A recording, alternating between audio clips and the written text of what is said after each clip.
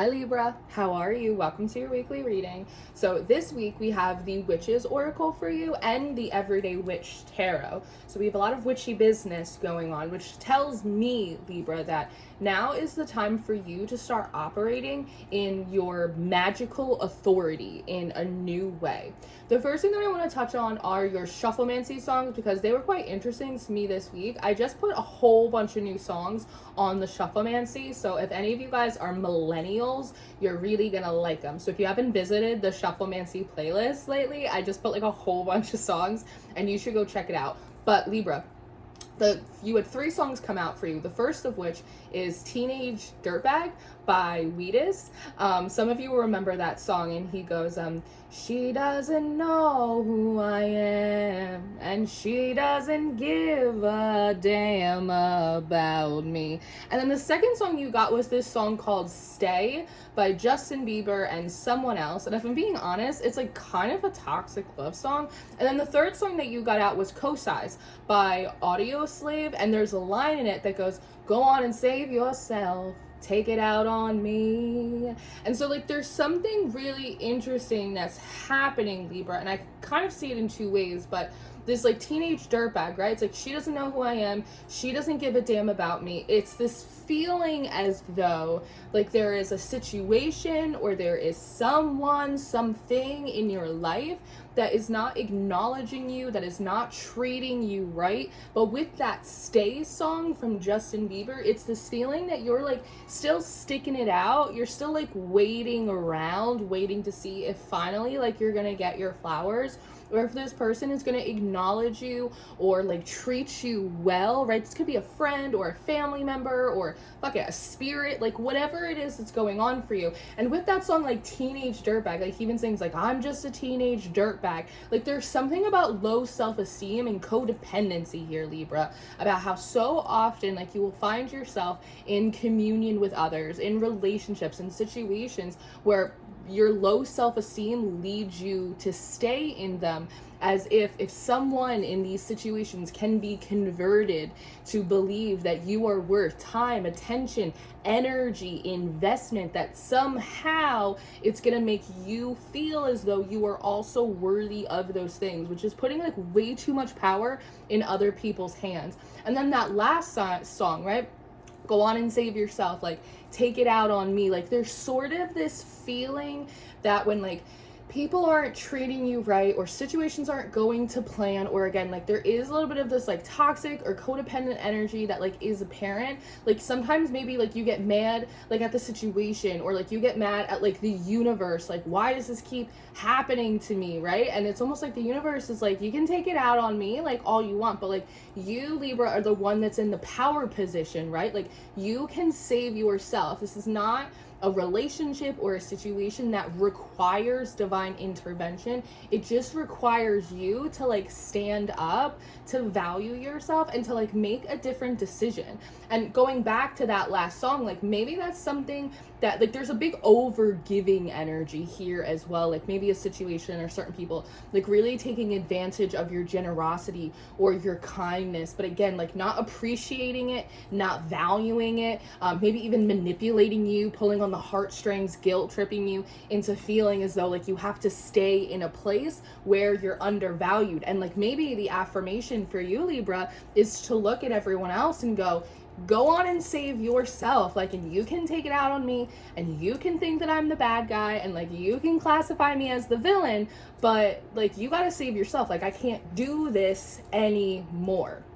And the thing is like it feels like you've already like come to this choice point before, you've already hit your limit before, you've already said enough is enough before, but somehow for some reason it's like you just can't help yourself. And again, I think it comes from this origin of like not valuing yourself. And honestly, Libra, it's probably your parents' fault. I think that, you know, adulthood, your childhood is the thing we spend the rest of our lives trying to overcome. And at some point in time, whether it was classmates or family or just like a shitty teacher or instructor you had, they put it in your head that like you're not important and like you don't matter. And like the only way that you will know that you have made it, or that you matter, or that you're lovable, or that you're not bad is if other people tell you first, which always means that the outside world, it always means that other people have more power over how you feel about yourself than you do. So in a lot of ways, we're kind of operating within like the first line of the major arcana, which is from the Fool until the Strength card, which is all about understanding, establishing, and asserting your own identity, your sense of self, like your self-esteem outside of the world, but also like in the world, because we go out every single day, we hop online, and there's constantly people bumping into us, people fighting, people projecting, people telling us all of this different contradictory information. And at some point you have to figure out where to draw those lines for yourself. You have to sit down and go, what kind of person am I gonna be? You have to look at that vision for yourself and for your life and ask yourself, like, are my actions leading me closer to it, or am I just perpetuating these old cycles?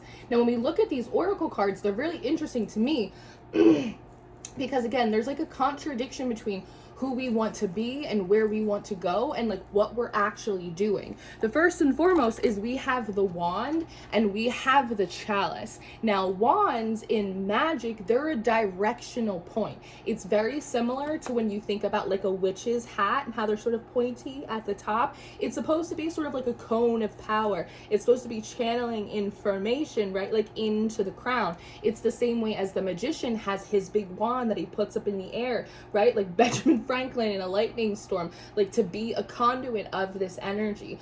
The wand tells the magic where to go.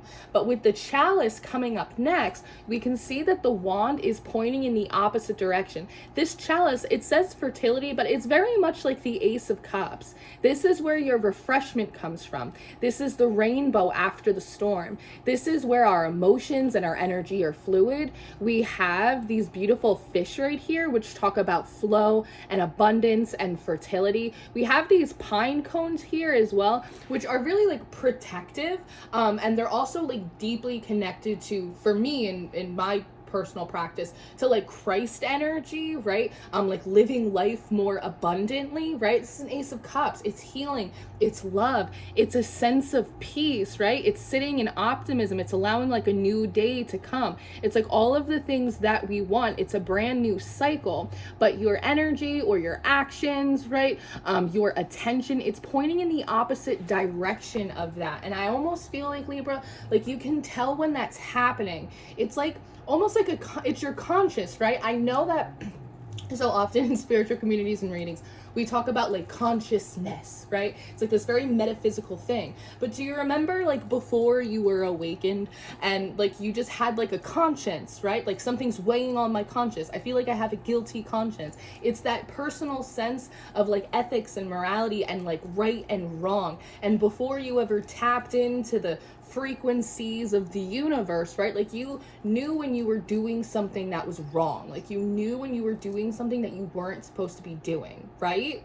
And so like it feels like oftentimes like when your attention gets sucked into these people or sucked into these situations, or you show up and you give a little bit more even though you know they're not going to appreciate it, right? There's that feeling inside that goes, I feel like I'm doing something wrong.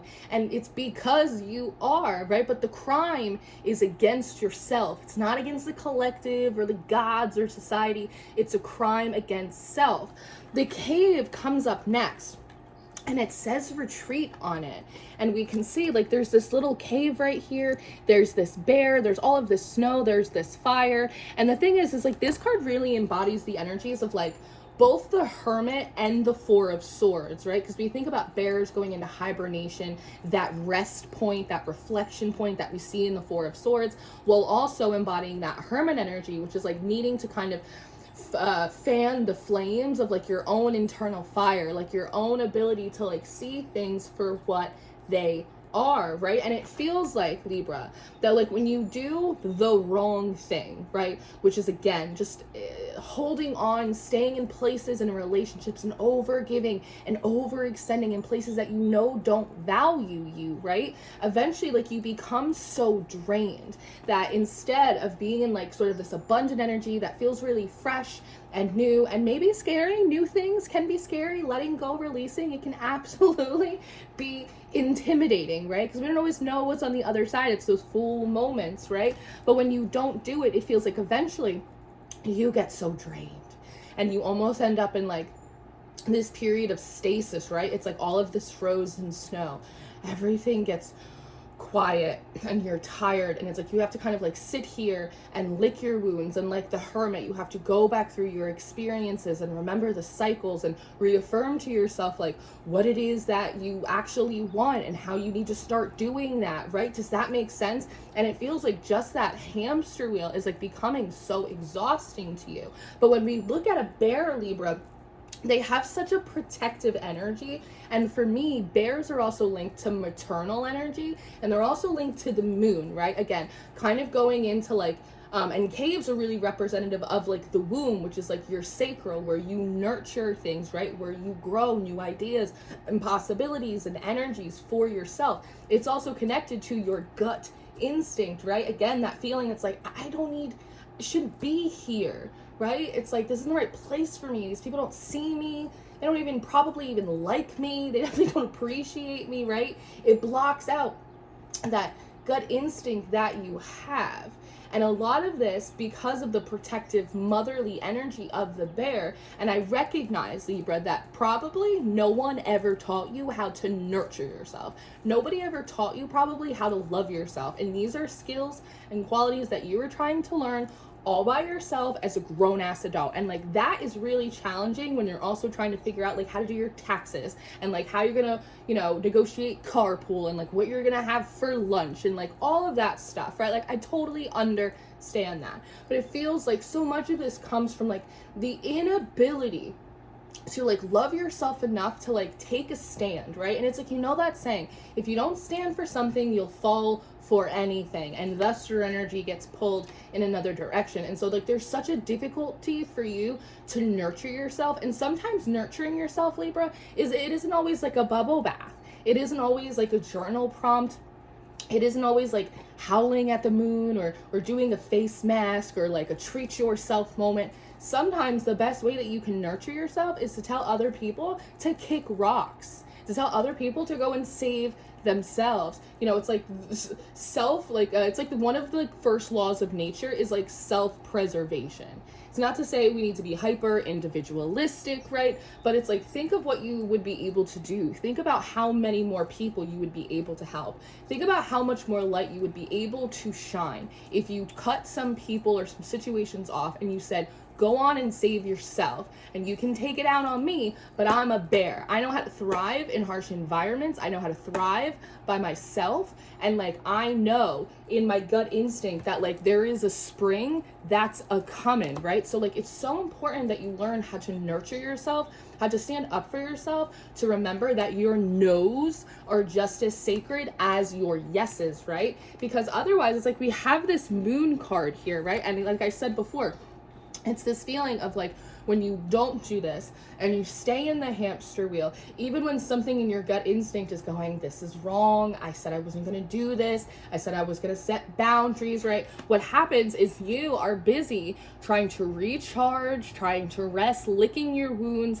hiding out in this cave. And then this rabbit, which talks about fecundity, it talks about fertility, abundance, multiplication, good luck, good fortune, like all of these really gorgeous, juicy energies that we see in this chalice. It's almost like a moon, right? Like it's a cycle, it's a window of opportunity, and you almost see like this rabbit like hopping right past you. It's like that window is closed and you have to wait for like the next lunar cycle, like the next opportunity where it's like you get the gumption, right? When you've recharged your batteries enough where you go, it's gonna be different this time, but then it's like actually not, right? And so it feels like, Libra, with the moon and timing, it's card number 15 that breaks into a 6. Sixes are about harmony, that there is an opportunity that is available for you now. See the owl at the top? You have the, I don't actually think we need this, which is there. You have the opportunity to tap into applicable wisdom that you have already obtained.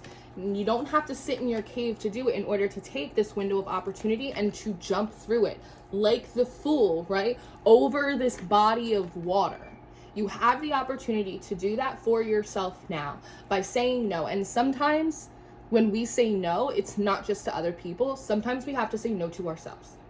Sometimes we have to say, no, I'm not going to do that. No, I made a promise to myself. No, I said things are going to be different, and I meant it, and it's uncomfortable, and I'm a little freaked out, and there are growing pains, but I'm going to do it because I have to trust that anywhere is better than here.